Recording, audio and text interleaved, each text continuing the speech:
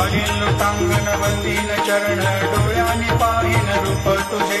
प्रेमे अलंगेन आनंदे पूजिन भावेव वाणीन म्हणे नावा